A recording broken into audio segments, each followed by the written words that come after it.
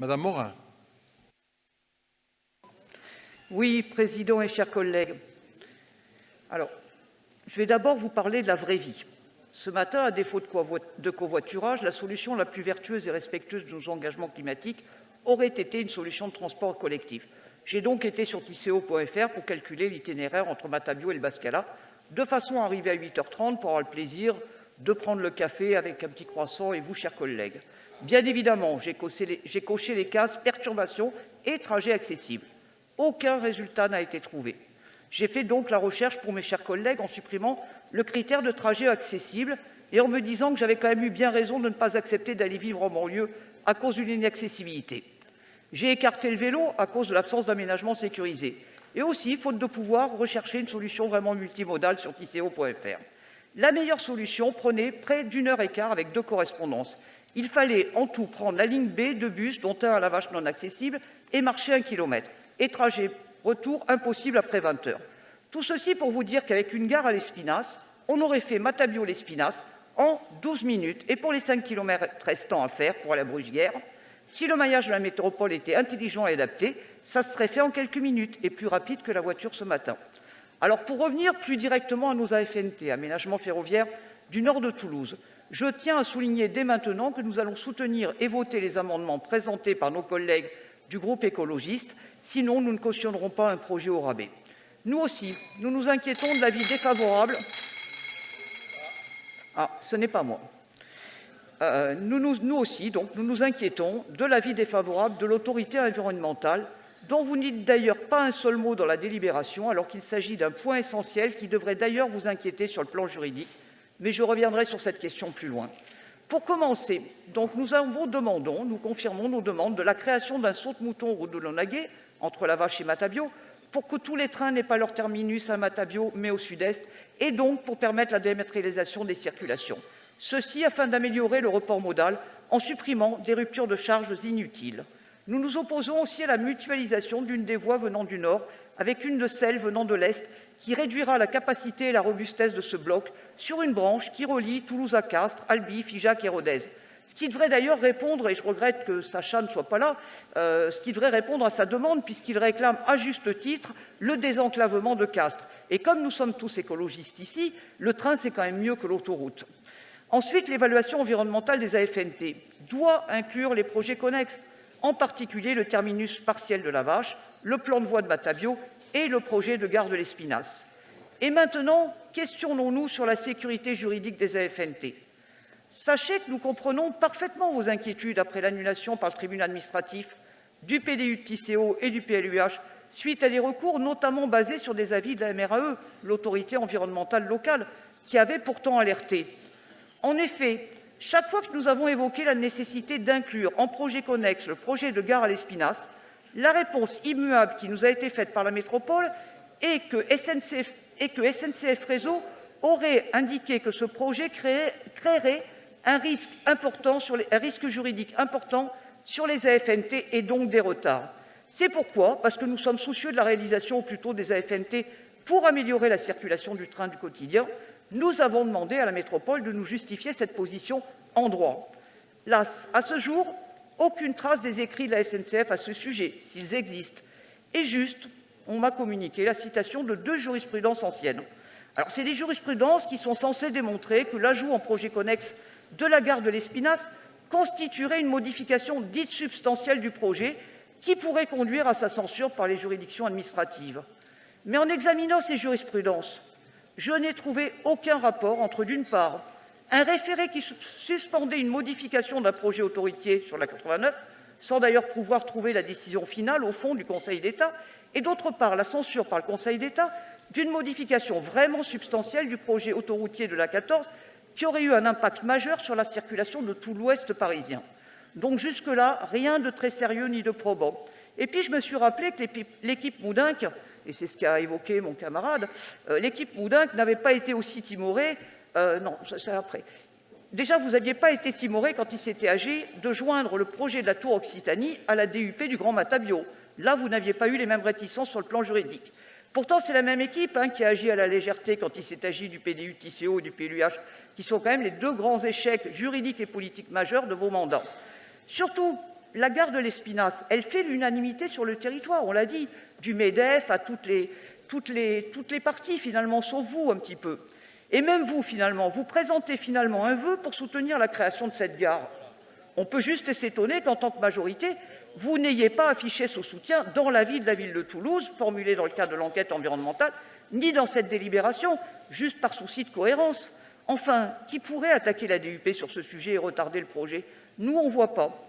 En effet, l'ajout d'une 7e halte ferroviaire, placée géographiquement à équidistance des autres haltes qui vont être réalisées au nord, réalisable sur un foncier déjà détenu par la SNCF, sur des emprises déjà existantes et déjà artificialisées, sans impact sur la loi sur l'eau ni sur les aspects biodiversité, relève de notre point de vue d'une modification très relative, d'autant qu'elle améliorera la rentabilité économique du projet. C'est pourquoi nous vous demandons de plaider pour l'inscription du projet au CPER. Vous savez que cet aspect financier est un aspect majeur. Vous le soulevez régulièrement. Vous avez une opportunité aujourd'hui de demander l'inscription au CPER. Saisissez-en vous, si vraiment vous êtes décidé à porter ce projet. Enfin, cessez de désinformer en présentant que le RER ne relèverait pas de vos compétences au prétexte que le rail relèverait de la région et qu'il faudrait attendre la nouvelle loi SERM. Je vous croyais plus sérieux sur la compétence des collectivités. En effet, la région a la compétence sur les transports collectifs régionaux et la métropole sur les transports collectifs métropolitains. Il n'y a pas en tant que tel de compétence de la région ou de la métropole sur le rail à proprement parler. Maintenant qu'on a clarifié la situation sur le plan juridique, qu'est-ce qui empêche de faire un projet ambitieux et réaliste qui ne compromette pas l'avenir des transports du quotidien?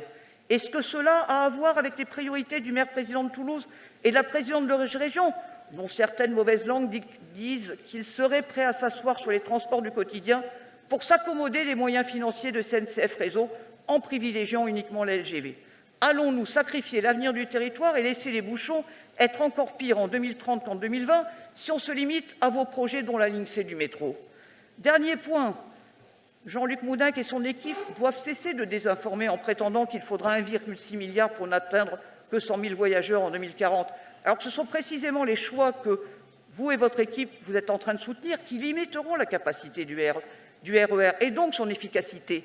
Rappelons, si on s'en tient aux fameuses études multimodales dont vous nous avez refusé la communication pendant 2 ans, que le scénario C, avec une offre diamétralisée, arrivait à 120 000 voyageurs en job, jour ouvrable de base, et ceci avec des données déjà anciennes qui ne prennent pas en compte l'évolution de l'urbanisation au nord de Toulouse, ni la dernière enquête ménage-déplacement de 2023.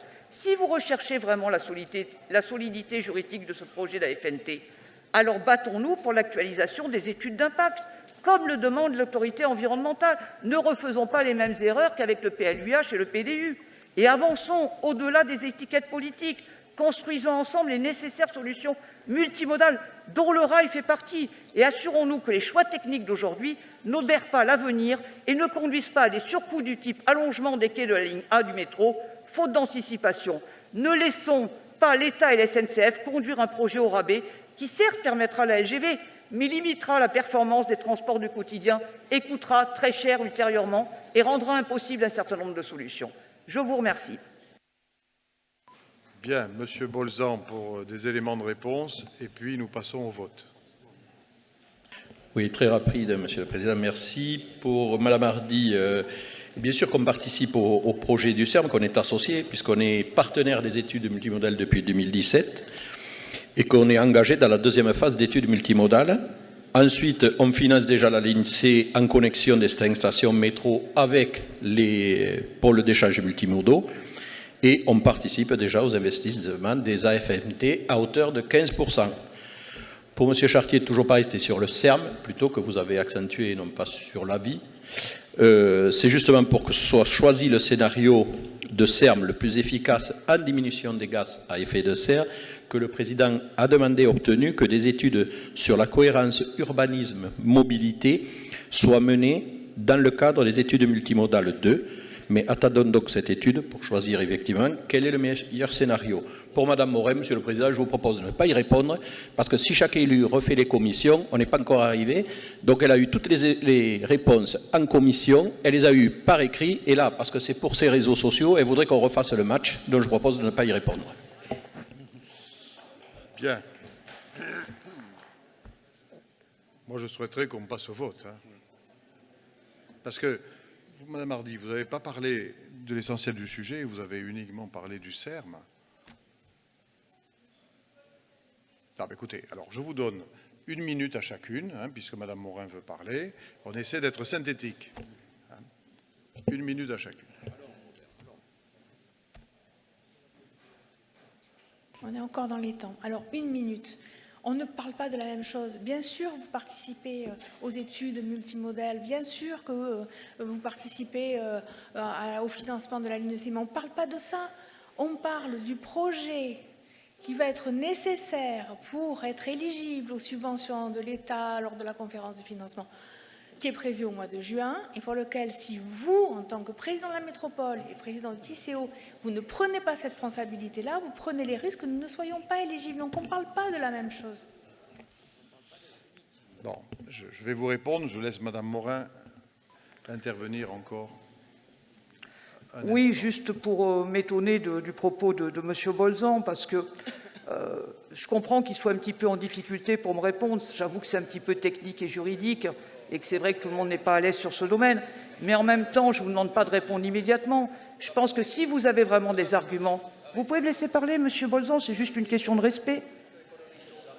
Dépêchez-vous, madame, dépêchez-vous. Ben oui, mais s'il me fait parasite en parlant dans mon dos, c'est un peu compliqué. Enfin, en tout état de cause, moi, je suis prête à discuter de mes arguments juridiques et techniques, il n'y a aucun problème. Mais encore faut-il que j'ai en face de moi des interlocuteurs capables de débattre de ce sujet. Et je pense que cette question-là, elle est quand même importante et que ça intéresse tous les maires, parce qu'on nous dit il y a un problème juridique. Ben, je vous réponds sur cette question. Donc maintenant, j'attends qu'on soit capable de contredire les points de vue que je porte.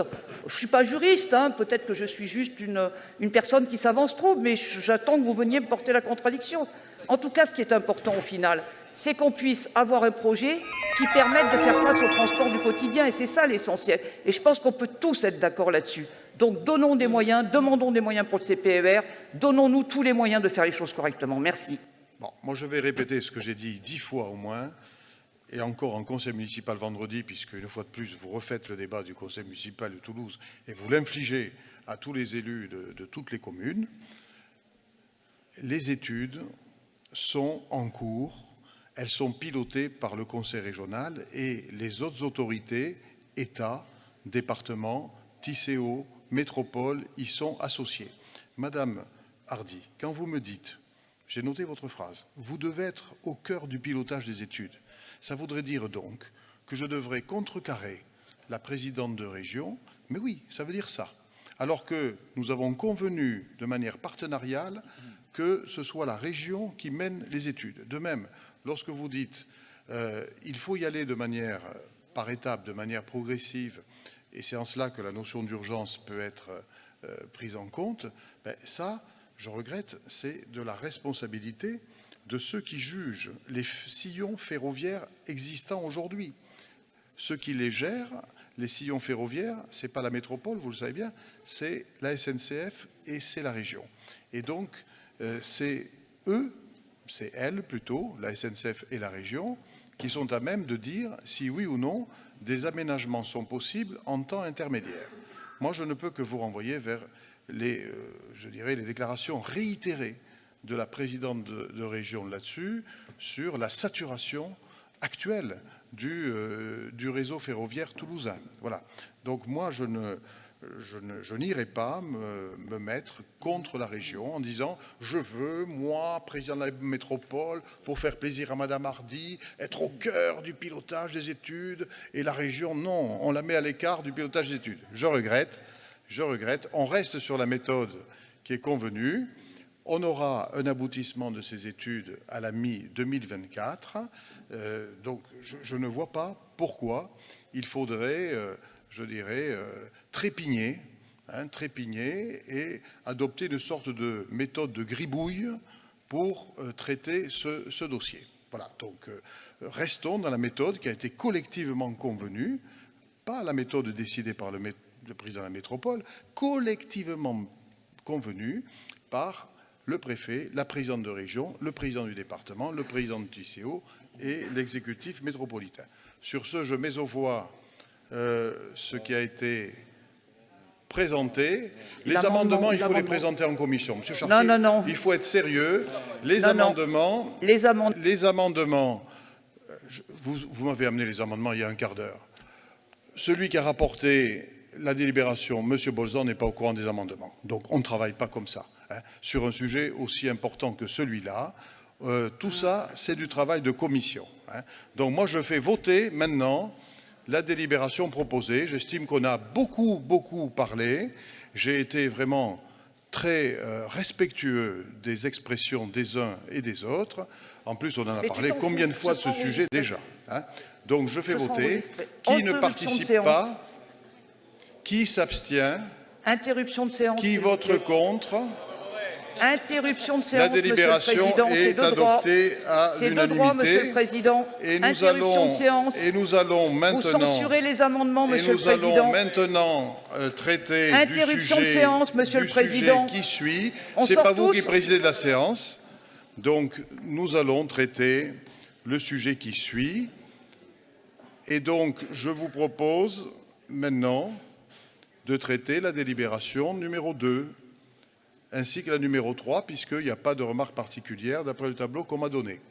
Donc, sur la 2 et la 3, qui ne participent pas, qui s'abstient, qui vote contre, c'est adopté. Sur la 4e délibération, qui ne participe pas, Monsieur Karmann, la 4e délibération sur la logistique urbaine. Oui, simplement, Monsieur le Président, on présente régulièrement des amendements. Merci de nous expliquer, eu égard au règlement, quand est-ce qu'on doit présenter ces amendements, parce qu'en commission, sur ce sujet-là, à chaque fois qu'on en a parlé, on nous a renvoyé au Conseil. Aujourd'hui, on arrive au moment du Conseil, on présente les amendements, vous nous les refusez, je peux l'entendre, mais dans ce cas, donnez-nous une méthode pour présenter les amendements, la veille, le jour même, à qui, mais il faut une réponse claire, parce qu'on ne peut pas, à chaque fois qu'on présente des amendements, se faire bouler, parce que c'est jamais le bon timing. Donc, soit on l'écrit dans... S'agissant des amendements, il y a un travail en cours sur le règlement intérieur, donc ce travail doit donner des réponses, mais vous comprenez bien qu'on ne peut pas prendre en compte des amendements qui n'ont pas été présentés en commission, que l'on me donne, moi, il y a un quart d'heure, et dont le rapporteur du dossier n'est pas au courant. Voilà, c'est tout. C'est du bon sens, et je ne sais pas dans quelle assemblée ce type de pratique aurait cours. Je ne connais pas un conseil municipal. C'est la loi et c'est de droit, Monsieur le Président. Donc, je mets aux voix la 4e délibération. Qui ne participe pas? Qui s'abstient? Qui vote contre? Elle est adoptée à l'unanimité. 5e délibération. Qui ne participe pas? Qui s'abstient? Qui vote contre? C'est adopté à l'unanimité. Nous allons maintenant au chapitre 14. Sur la première délibération, qui ne participe pas? Qui s'abstient? Qui vote contre? L'illégalité la plus totale. C'est adopté à l'unanimité. Deuxième délibération du chapitre 14. Qui ne participe pas? Qui s'abstient? Qui vote contre? C'est adopté à l'unanimité. Troisième délibération du chapitre 14. Encore une fois, Monsieur Karmann, oui, sur la troisième délibération, c'est-à-dire l'aérodrome de Toulouse-Lasborde. Nous demandons une interruption de séance sur ce Conseil, avec un point juridique dédié sur cette question des amendements. Si vous ne nous l'accordez pas, nous quitterons la salle. Très bien, je ne vous l'accorde pas. Donc nous passons, on va enfin travailler sérieusement. Donc nous allons au point suivant de l'ordre du jour. Nous étions sur la délibération relative à Lasborde, la troisième délibération du chapitre 14. Qui ne participe pas? Qui s'abstient? Qui vote contre? C'est adopté. Je vous propose